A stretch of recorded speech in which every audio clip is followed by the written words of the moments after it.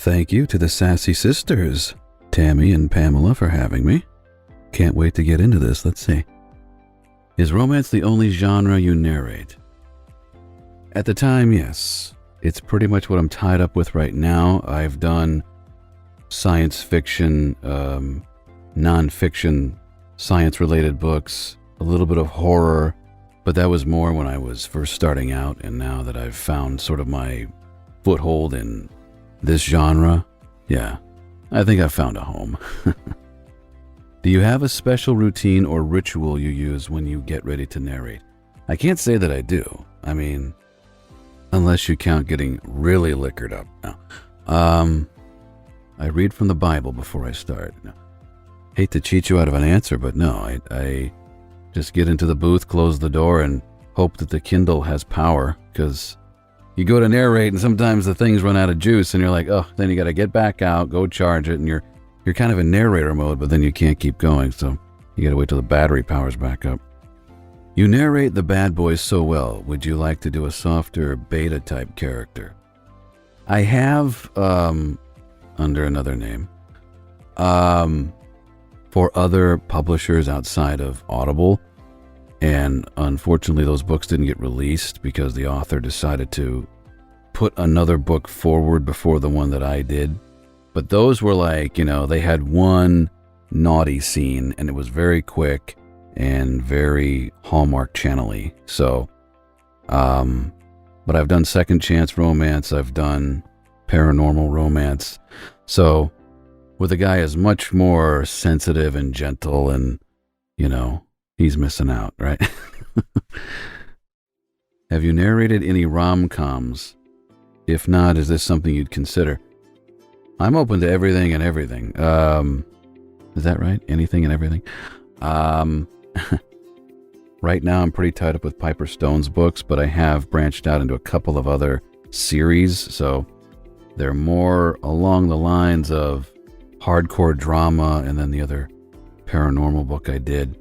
So if one comes my way, but some of the stuff I've done for Findaway Audio weren't comedies, but they were more along the lines of two witty characters getting together and sort of discovering or slowly developing a kinship together. How do you decide if a book is a good fit for you? Because I haven't done much auditioning in the last year because of Piper's books, I don't really have a selection process right now. She writes so fast and so constant that I pretty much just go from one book to the next.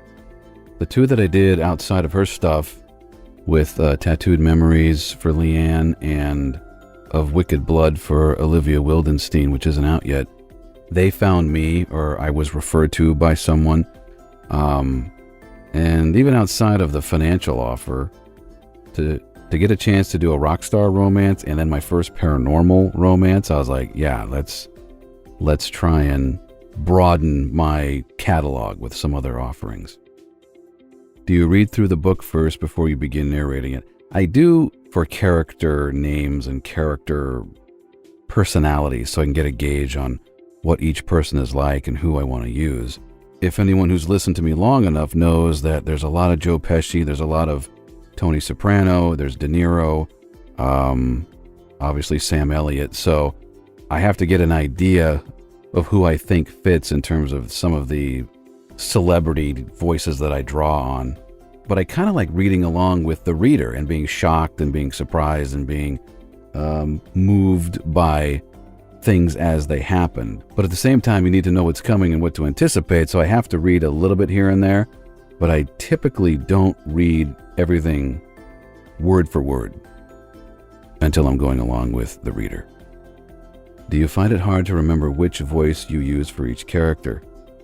I have a little list that I put by my table where I keep all of my information, and it has the character names and what either voice type or what celebrity voice I'm using for them. So obviously my lead males are just like this voice right now, or maybe a little bit more gruff, depending on what level the guy's intentions are, to put it nicely, depending on how illegal the guy is. And And obviously my females are the same voice I used for all of those, so those are easy enough. But for the sub-characters, I have to go, now okay, I'm using Pesci for this guy, or kind of a Nicolas Cage sound or something like that, so I just go back to my notes. Do you listen to or read books for pleasure? If so, do you have a favorite genre? I honestly have had zero time to invest in a full book. I listen to other guys for like comparison's sake and to see what rhythms they're using, if anything has changed in the industry, if delivery styles are morphing into something else, and just to see what I'm up against. I'll listen to, 5 minutes of a book, but I just really have no time to invest. When I do actually have time, my favorites are autobiographies. I love star bios when they reveal all this stuff. I grew up in the 80s and 90s, so when one of those guys, I've read Rob Lowe, Sally Field, Kathleen Turner, Michael J. Fox, I've read all of their bios because it's so cool to go into all the stuff we didn't see on screen and all of this private life, gossipy type of who they dated, how much money they made, and what they did with it, and how hard it was to get a film, the films they didn't get, and of course, the people that they've worked with, who was a diva, who was a dick. So, those are my favorite ones to really dig into when I get a chance. Does your family know you read erotic books for a living? And if so, how do they feel about it?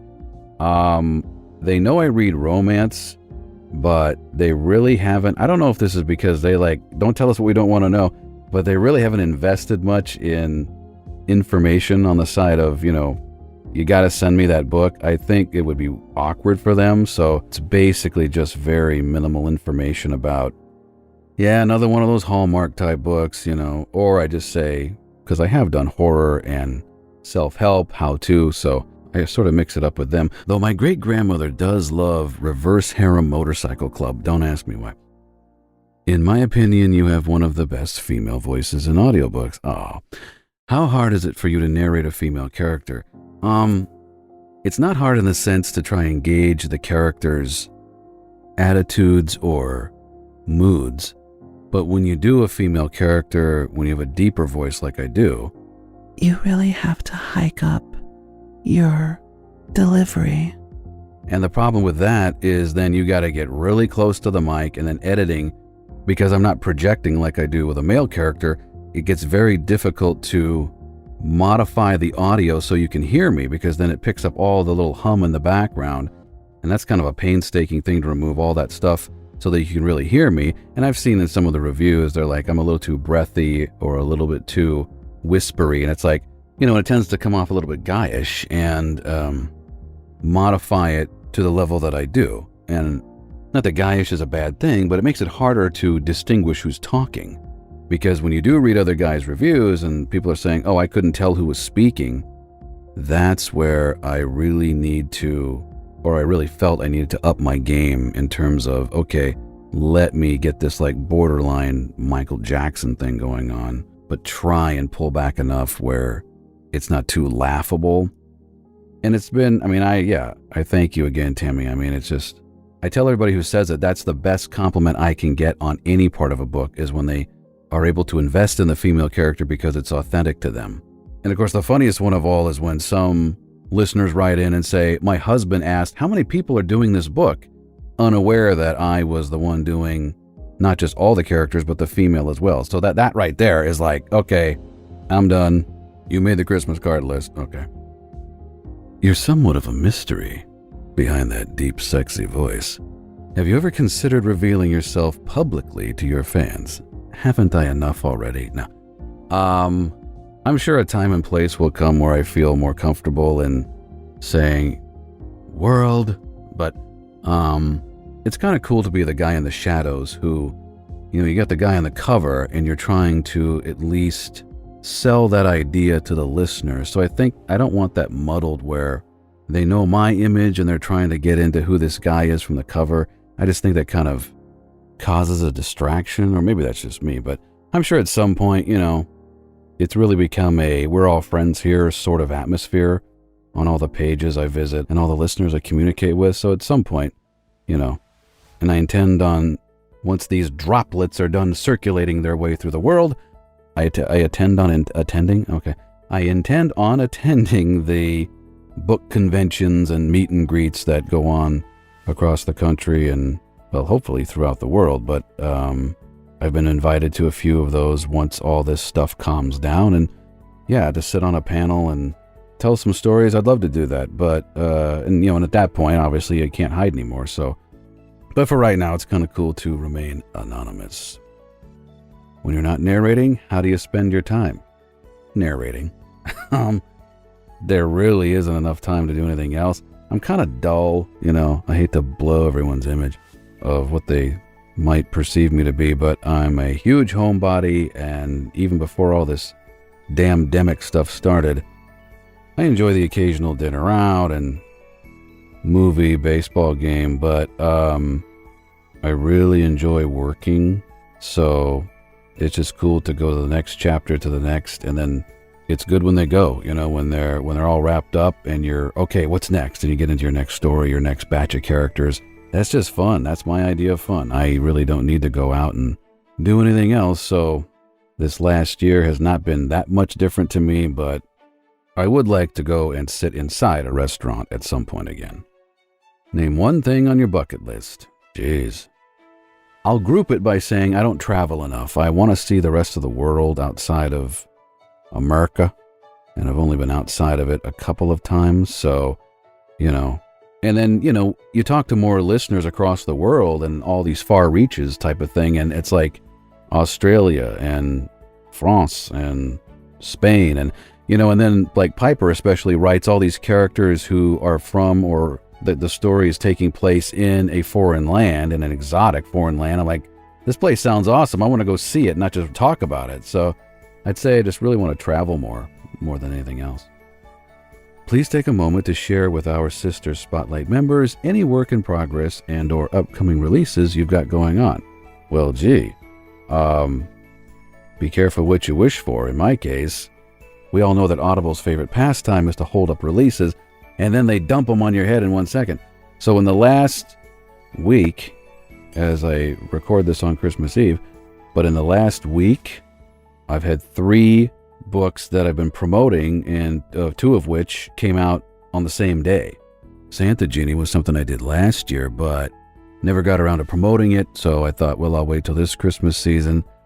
But then the next day, Fear came out, which had a really good twist where a guy about to commit a revenge kill ends up kidnapping the other guy's daughter and going on the run with her, which is something I did for Sarah Field, along with Heather Firth, an excellent narrator of the female persuasion, and has become a great friend, and then also Bent to His Will from Piper came out on the same day, and in the pipeline is my first ever paranormal romance, which I mentioned earlier, from Olivia Wildenstein, called Of Wicked Blood, that takes place in France, about this group of college kids who has to get all of these pieces of a quatrafoil together to save the universe, basically.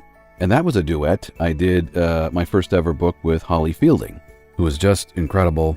Had never heard of her, went to go listen to her demos, and I'm like, I'm doing the book with her. So that was my first one with her. I've done probably 5 with Heather. And we have another one coming out, me and Heather, called Bedtime Stories, which I think the title is changing on that. And then the sequel to Tattooed Memories, I'll be recording in January. And right now I'm finishing up the sequel to Given for Piper called Taken. So let me take a breath. Does that answer your question? Thank you so much, Thomas, for allowing us to spend some time with you today. We appreciate you. Hey, I kind of dove into this completely blind, and in 2 years, I've made so many great friends, not just listeners, and I need you guys a lot more than you need me, and it's been an incredible 2-year journey we've all gone on together, and I can't wait for more as the audiobook world continues to grow. And, obviously when you're told that you do something well that you've enjoyed for years, but never really ventured into, because I've done other voice work for like 15 years, but the audiobook thing, I was always kind of like, I don't know. And man, has it turned into the gift that keeps on and on and on giving. So thanks to all of you, and thank you guys at Sister Spotlight for having me today.